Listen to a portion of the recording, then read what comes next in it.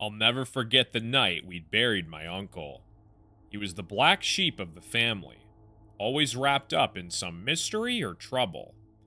When he passed, the family decided on a small, quiet service at the old cemetery on the edge of town. Just us, the minister, and the funeral director. It was a moonless night, the kind where shadows seemed to swallow up what little light the dim lanterns provided. The wind whipped through the leafless branches, making them creak like old bones. We stood in a tight circle around the open grave, the minister's words almost lost in the howl of the breeze. As the coffin was lowered into the ground, I felt a chill crawl up my spine. Not from the cold weather, but from the sense that something wasn't right. My aunt clutched my arm, her grip tightening. "Did you see that?" she whispered. I followed her gaze toward the tree line.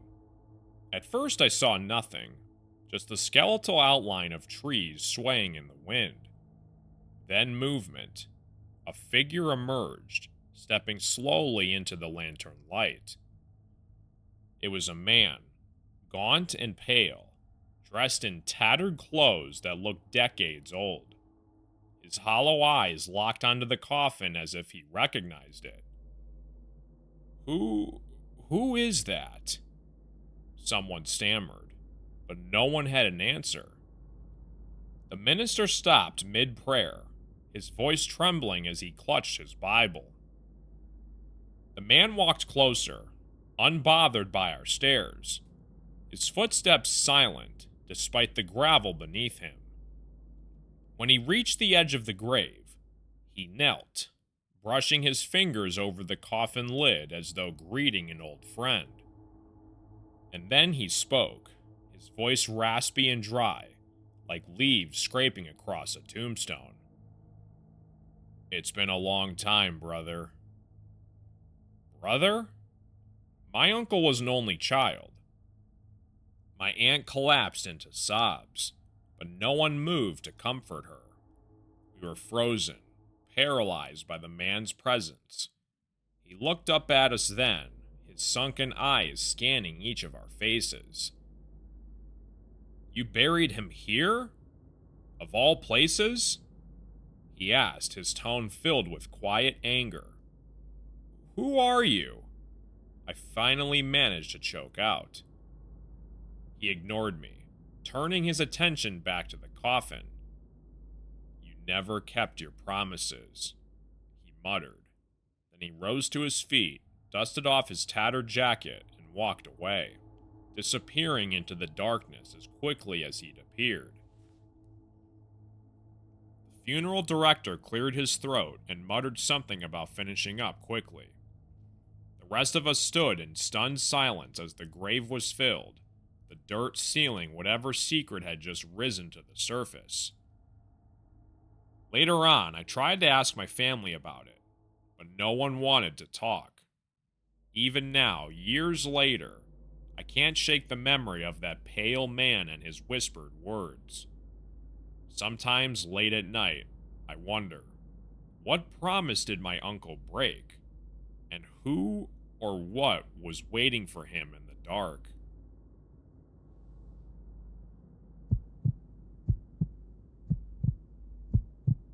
I don't know what possessed me to go to the cemetery that night.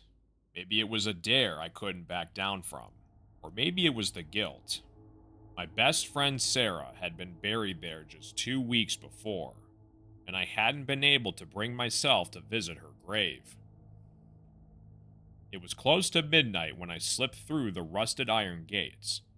The air was colder than it should have been for early fall, and the moon cast long, distorted shadows over the gravestones. My flashlight flickered as I made my way down the narrow path. I told myself I'd just pay my respects and leave. No lingering, no dramatics. I found her grave near the back, marked by a simple stone etched with her name and dates. Seeing it made my chest tighten, but I managed to kneel down and place the flowers I'd brought on the freshly turned soil. I'm sorry, Sarah. I should have been there for you, I whispered. The wind picked up, carrying a faint sound, a whisper, soft and distinct. I froze, holding my breath. It must have been just the wind, I told myself, even though it sounded more like a voice. Then I heard it again, clearer this time. My name. Emma. My blood turned to ice.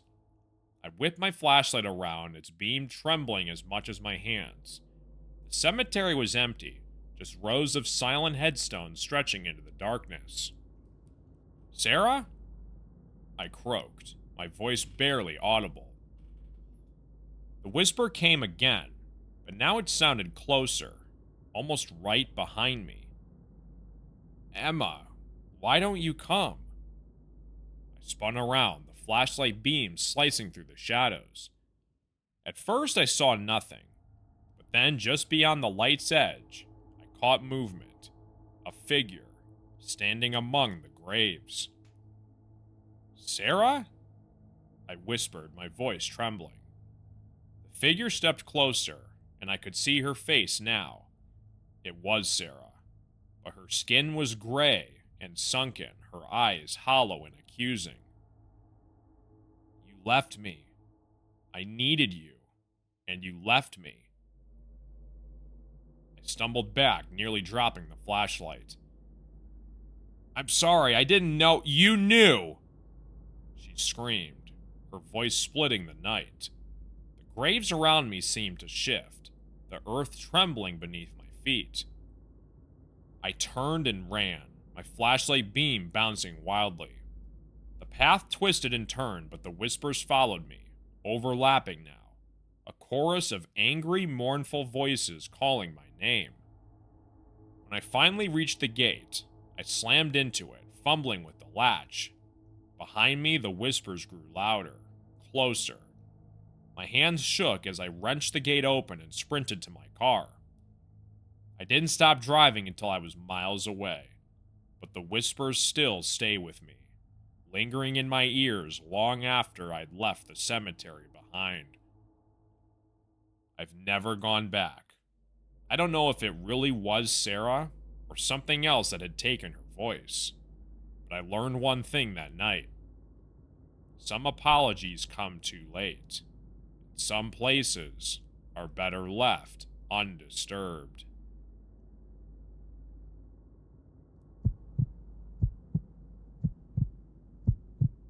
It started as a silly idea. My cousin Ben and I had been swapping ghost stories all evening, and he dared me to walk into the cemetery alone. Just 10 minutes, unless you're scared, he said with a smirk. I wasn't scared. At least, that's what I told myself as I climbed over the cemetery's crumbling stone wall. The gate was chained shut, and the town rumor was that the cemetery hadn't been maintained for years. That made it creepier, sure, but I wasn't able to back down. The moon was full, its pale light spilling over rows of crooked headstones. Some were so weathered that the names had been lost to time. The air was damp, heavy, and smelled of wet moss. My footsteps crunched on the gravel path as I walked deeper inside. I kept my phone flashlight low, scanning the graves. Most of the names were unfamiliar, but then I saw something odd. One of the headstones had fresh flowers in front of it. Not wilted or old, fresh. Bright red roses with dew still clinging to their petals. I paused, my stomach knotting. Who would bring flowers to an abandoned cemetery? And that's when I heard it. A soft scraping sound, like nails dragging over the stone. I froze. The sound came again, louder this time, and it was close. My light swept over the headstones, but nothing moved. Just the wind, I muttered to myself, but my voice didn't sound convincing. And then I saw him. An old man stood a few rows ahead, bent over a grave. He wore a tattered black coat, his back hunched as if the weight of the world pressed down on him. His hands were skeletal, dirt crusted under his fingernails, and he clutched a small spade. Hello? I called out, my voice shaky. He didn't respond. Slowly, he turned his head toward me, and I saw his face. His eyes were sunken, his skin pale and sagging. But what chilled me most was his expression, an unsettling mix of sorrow and fury.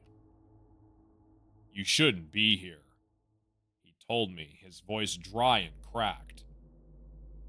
I'm sorry, I didn't mean to. Leave now, before it finds you. Before what finds me? I took a step back, frightened by what he just said. Then I heard a new sound. It was a low growl, deep and guttural, coming from somewhere behind me. I spun around, my light darting over the graves, but there was nothing there. The growl came again, closer now, and the old man shouted, "Run!" I didn't need to be told twice. I bolted toward the wall, my heart pounding in my ears. The growling followed, louder, faster, like something enormous was chasing me. When I reached the wall, I scrambled over it, tearing my jeans on the jagged stone. I hit the ground hard, twisting my ankle, but I didn't stop. I limped back to Ben, who was waiting by the car, laughing until he saw the look on my face. "Dude, what happened?" he asked, his grin fading. I glanced back at the cemetery, but it was silent again. No growling, no old man, just rows of shadowy graves under the moonlight. I don't know, but I'm never going back, I said, breathless. Sometimes late at night, I still hear that growl in my dreams, and when I do, I think of the old man's words, before it finds you.